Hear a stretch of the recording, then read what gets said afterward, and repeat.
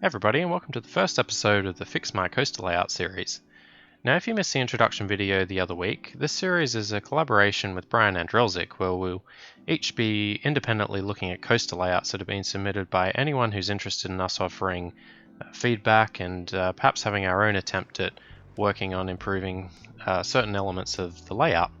Unless we've been told to otherwise, we'll be specifically focusing on areas like flow, realism, and also just the general performance of the coaster as a whole. So once we've each had a go at the coaster, we'll start off the next video by basically reviewing each other's design and seeing how we both kind of went about trying to improve the original layout. I think to start off with, we'll probably be doing just a single coaster in each video, but we may ramp this up depending on the number of submissions we get later on. Now, if you haven't watched any of Brian's content, I'd highly recommend that you pop on over to his channel, which I'll leave a link to in the description. So Brian actually works in the theme park industry, so he offers a pretty unique insight into how to best go about coaster design in RCT and trying to make your rides as realistic as possible, as he can certainly offer that perspective. So yeah, link in the description below, and make sure to go on and check his channel out if you haven't already. Anyway, so on to the submissions we received. So we got quite a few, which was really great to see. Thanks to everyone that submitted a coaster layout. The one that we're going to be looking at today is a classic mini coaster, which is basically the same as the steel mini coaster in the original RCT. It's called Skyrocket. It was submitted by the user Gustav Goblin, who actually submitted, I think, 5 or 6 different coaster layouts, which is really generous of him. So yeah, it starts off with a different sort of lift hill. It actually uses cheats to basically set the lift hill chain speed to about 29 miles per hour, which is roughly 46 k's an hour, and we've got 4 cars per train, which is one more than the default maximum of the rocket cars in the game. So yeah, it's a little bit different in a sense, but it's actually a fairly good looking design. After the launch here, we've got kind of a few stacked kind of half helix turnarounds and a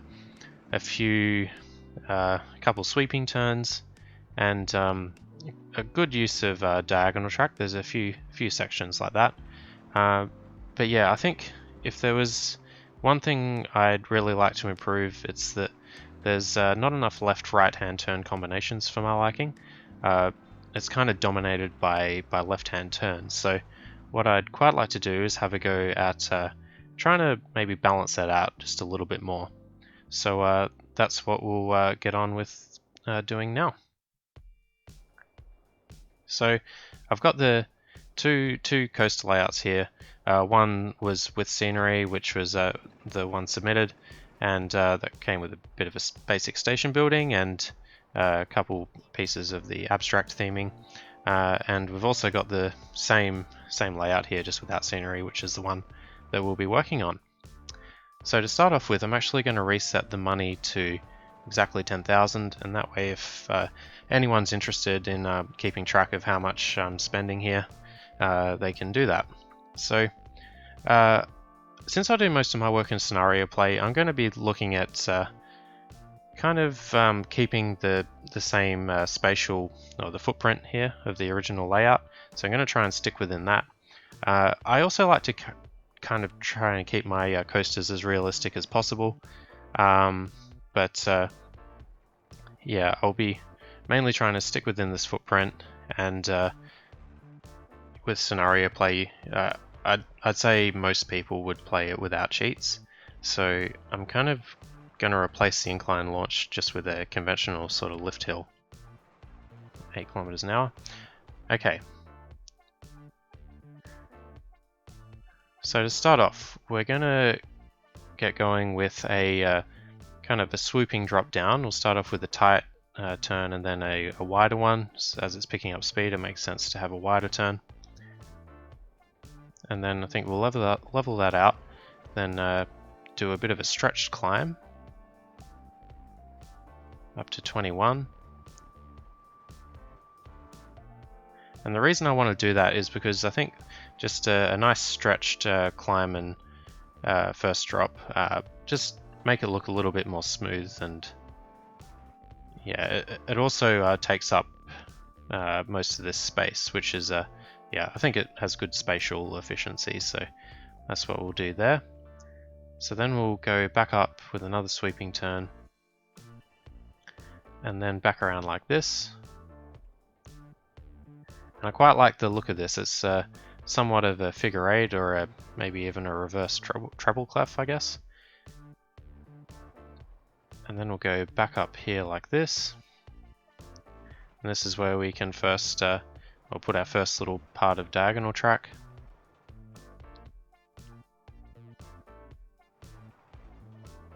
Okay, now I realize this is going kind of past the original boundary of the ride, but I think since this is really where the queue and path and a bit of the station building will be, so I don't think it's really considered cheating if we just go around it like that. And I think it also provides a nice opportunity for some queue and path interaction, so that's what we'll do there. Now I think next we're going to go into some bunny hills or bunny hop sort of elements, because I would like to try and maintain the family friendly kind of style. So I think some little hills like that will be nice. And then we need to get around this this curved drop here, so I think we need to flatten that out and go one more piece. And then we can add in some more diagonal track, which is always good for the flow in my opinion. So we'll bring that around. And then I think we'll do a helix up, flatten that out. Might have to go one more flat piece like that. Then a little sweeping turn underneath the first drop. Then back up over the track on the ground. And then we'll just bring it back like this. We'll have to dig down a little bit, but that's no problem. And what we can also do is increase the length of the station by one piece, and then we can finish off with our brake run. Okay. So since we don't have a mid-course brake run which has another set of block brakes, we're actually just going to be using continuous circuit mode for now. So you notice I just put in a regular brake run without a block brake. I think that's what we'll do for now. We'll get in three, I think it was 3 trains without a without disabling the vehicle limits, so that's what we'll do for there. So yeah, I think this is a decent looking layout here. It diverges a little bit from the kind of stacked helix turnaround, but I think it's still a reasonable looking design, and I think it has lots of left-right turn combinations, which I think is always good for the flow of the coaster. So we'll give this a test run now and see how it goes. Okay, so into the first drop there. There's a good amount of speed over that first climb, which I'm happy with. It carries a nice amount of speed through that turnaround. And then I think it looks good over those bunny hills there. Yeah, I'm pretty happy with that. I think that's not too fast, not too slow. I think it maintains that kind of family friendliness that the original design did as well. So yeah, I'm pretty happy with that. So I think the next thing I'm going to do now is kind of add a bit of decoration to the ride. I'll probably do a bit of landscaping just to try and remove the well, I'm going to actually do a bit of digging down like this to ensure that the supports are drawn, because I think that's always a good thing to do. It always looks a lot better when the supports are drawn, and not to mention makes it a little bit more realistic with the track on the ground here. So I'll do a bit of landscaping, probably add a fence or something around, do a bit of light decorations, and perhaps add a station building as well. So I'll get going with that now.